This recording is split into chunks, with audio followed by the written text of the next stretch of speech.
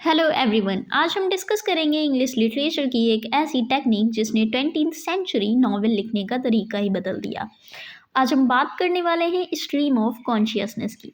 सुनने में थोड़ा सा फैंसी लगता है, लेकिन ऑनेस्टली ये वही है जो हम दिन भर करते हैं, ओवर थिंकिंग। अगर आपने जेम्स जॉयस या वर्जीनिया वुल्फ को पढ़ा है तो आपने नोटिस किया होगा कि उनकी कहानियाँ सीधी नहीं चलती, वो कैरेक्टर के दिमाग के अंदर चलती हैं। सबसे पहले अब हम बात करेंगे कि ये टर्म कहाँ से आया। ये टर्म साइकोलॉजी से आया है। 1890 में विलियम जेम्स ने अपनी book the principles of psychology में इसका जिक्र किया था। अगर हम लिटरेरी डेफिनेशन की बात करें तो it is a narrative mode that depicts the multitudinous thought and feelings which pass through the mind of a character. Simple words में ये कैरेक्टर के इंटरनल मोनोलॉग का एक अनफिल्टर्ड फ्लो है।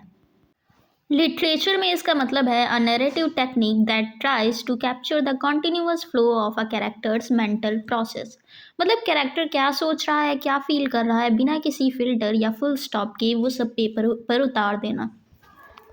20th सेंचुरी के राइटर्स जैसे वर्जीनिया वुल्फ और James Joyce चाहते थे कि हम कैरेक्टर्स को रियल तरीके से समझें। रियल लाइफ में हम फुल स्टॉप्स में नहीं सोचते, हम तो बस बहते रहते हैं अपने थॉट्स में। इस टेक्निक ने स्टोरीज को और ज़्यादा डीप और साइकोलॉजिकल बना दिया। So basically stream of consciousness मतलब no filter, only thoughts. William James का मानना था कि हमारा कॉन्शियस दिमाग एक बहती हुई नदी की तरह होता है। लिटरेचर में जब हम किसी कैरेक्टर के थॉट्स को बिना किसी ग्रामर रूल्स या क्रोनोलॉजी के दिखाते हैं तो उसे हम ये टेक्निक कहते हैं, स्ट्रीम ऑफ कॉन्शियसनेस। अब राइटर्स को डिस्कस कर लेते हैं जिन्होंने अपने वर्क्स में इस टेक्निक का यूज़ किया। तो सबसे पहले आते हैं James Joyce, the godfather of this technique. इनका नॉवेल यूलिसिस, जिसको 1922 में पब्लिश किया गया, इसका लास्ट चैप्टर जो मॉली ब्लूम का मोनोलॉग है उसमें थाउजेंड ऑफ वर्ड्स हैं लेकिन पंक्चुएशन ऑलमोस्ट जीरो। आप ऐसे समझो कि मॉली ब्लूम का दिमाग एक नॉन स्टॉप रेडियो स्टेशन है जो एक ही सांस में बचपन और अपनी लाइफ की हर छोटी चीज़ पर बात कर रहा है।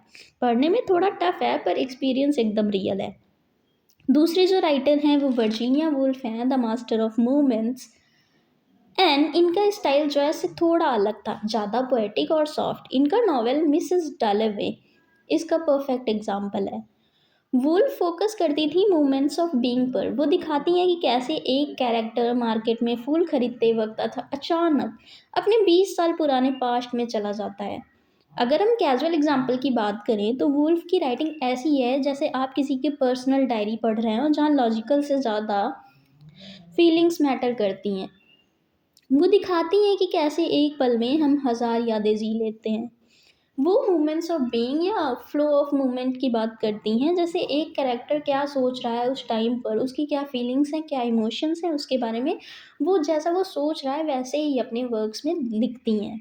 And last but not the least हम विलियम फाल्कनर की बात करेंगे, द कॉम्प्लेक्सिटी किंग। अगर आपको लेवल अप करना है तो विलियम फाल्कनर को पढ़िए। इनकी book the sound and the fury में उन्होंने इस टेक्निक को और कॉम्प्लेक्स बना दिया। उन्होंने अलग अलग कैरेक्टर्स के पॉइंट ऑफ व्यू से स्टोरी सुनाई जिसमें हर किसी का कॉन्शियसनेस लेवल अलग था। स्ट्रीम ऑफ कॉन्शियसनेस ये टेक्निक हमें एहसास दिलाती है कि हम सबके अंदर एक इनविजिबल वर्ल्ड है। हम जो बाहर दिखते हैं उससे कहीं ज़्यादा हम अपने दिमाग के अंदर होते हैं। तो अगर जॉयस या वुल्फ को पढ़ते वक्त लगे कि ये क्या लिखा है तो बस फ्लो के साथ बह जाइए। तो ये था स्ट्रीम ऑफ कॉन्शियसनेस का एक छोटा सा डीप डाइव। अगर आपको इन राइटर्स में से किसी पर डिटेल्ड वीडियो चाहिए तो कमेंट करके बताएं। Like, share and subscribe.